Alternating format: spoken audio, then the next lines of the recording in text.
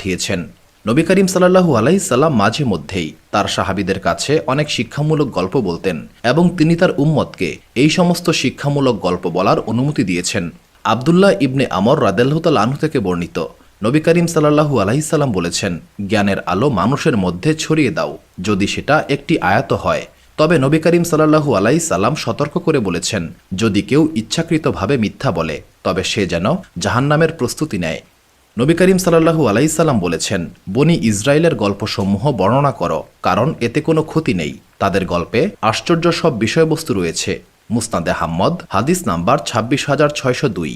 নবী করিম সাল্লাল্লাহু আলাইহি সাল্লাম বলেছেন, আহলে কিতাব অর্থাৎ ইহুদি ও খ্রিস্টানদের কাছে কোনো বিষয় জিজ্ঞাসা করো না, কারণ তারা তোমাকে সঠিক পথ দেখাবে না। এমনও হতে পারে তাদের মাধ্যমে তুমি সত্যকে অস্বীকার করবে এবং মিথ্যাকে বিশ্বাস করবে।